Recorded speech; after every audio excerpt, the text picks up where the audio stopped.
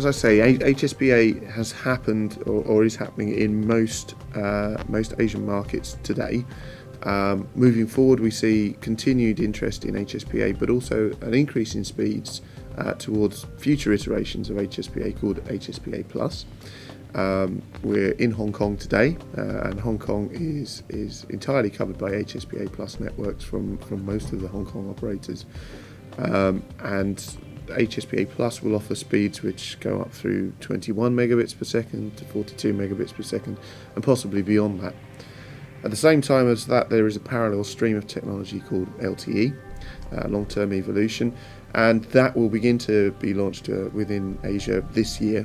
NTT Docomo, Hong Kong CSL, China Mobile all have statements saying that they will launch LTE within 2010, and then beyond that we will see LTE rolled out across the Asia region over the next 2, 3, 4 years.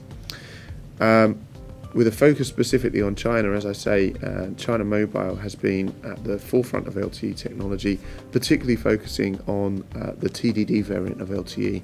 China Mobile has had a TD-LTE network running in Shanghai during the China Expo for the last 3 or 4 months, and that will continue until October, with the intention of launching a commercial service in 2010 or 2011. China Unicom currently has around about 10 million HSPA subscribers, and they see that increasing up to around about 50 million by 2013. That figure is provided by Wireless Intelligence. But the overall growth within China Unicom means that they also will be planning to launch an LTE network within the next 2 years as well. And then even China Telecom, who have been previously on the CDMA 2000 EVDO roadmap of technologies, they will be launching LTE networks within the next 2 to 3 years as well. And that statement has allowed them to also join the GSM Association, where GSM Association membership requires the operator to have a stated commitment to a 3GPP based technology. So overall within China, we expect LTE to be highly prevalent by the end of 2012, 2013.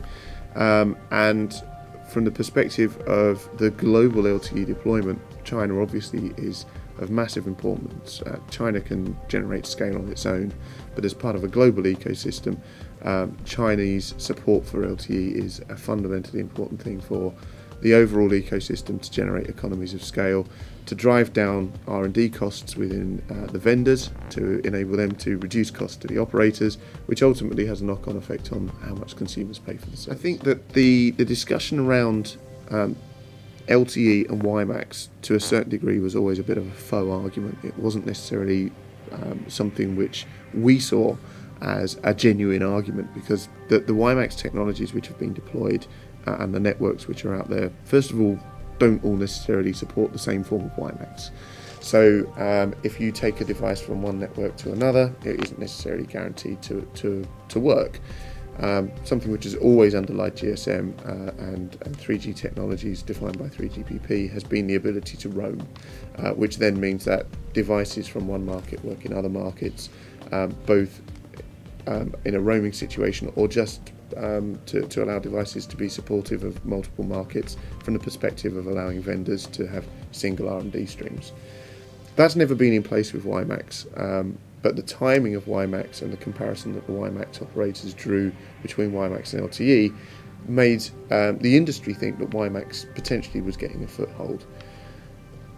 But the WiMAX deployments have supported data rates which have been more comparable with HSPA than those with LTE. And then if that means that you're drawing a comparison between HSPA and WiMAX, WiMAX today has between 20 and 25 million customers using it globally, from the perspective of Maravidis, who produce figures on these. Right now with HSPA there's in excess of 300 million. And we're adding around about 13 to 14 million HSPA connections per month. So it makes the WiMAX deployments look pretty insignificant. All of those HSPA subscribers can roam, and all of those HSPA networks have a pretty clear evolution path to LTE as well. So it means that WiMAX is becoming deprecated increasingly within networks. I'm not going to say it's going to vanish, because I think the WiMAX does have a role, but it's increasingly niche, and it is increasingly small as we move through HSPA data rates into HSPA Plus and then onto LTE in the future. The consumer has been sold a service which is concentrated on data rate with HSPA. I think that what we will see happen with HSPA moving into HSPA Plus and then moving on to LTE is still a focus on data rate. Everything will happen an awful lot quicker, but I think the additional capabilities which will be needed on devices and the additional services which will use those capabilities will drive a further generation of newer technologies. Some of those technologies, things like cloud, require a very ubiquitous service, and I think that's why HSPA and HSPA Plus still have a role to play even when networks move towards LTE. LTE won't be deployed in a ubiquitous way in many markets. It will be focused on areas of high consumer consumption, areas of high density for consumers. So the initial play will be one of capacity alleviation. When people move off of LTE, they will need the next best technology available to them to fall back onto, and that will be HSPA Plus and HSPA.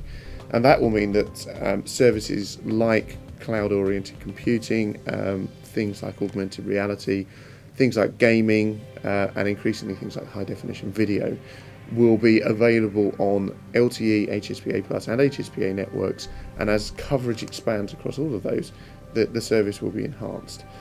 But the focus with HSPA had always been on giving the consumer the user experience that they have right now on fixed networks, but with mobility added on. HSPA, HSPA Plus and LTE in the future gives people something which will have mobility at its centre and a data rate at its centre, which will enable genuinely mobile focused applications to begin to be generated, and that might be things around video, it might be targeted advertising, it could be cloud. But it's a whole new generation of things which, to be honest, we have an idea of what they're going to be, but we couldn't pinpoint one killer application right now because the range is so diverse.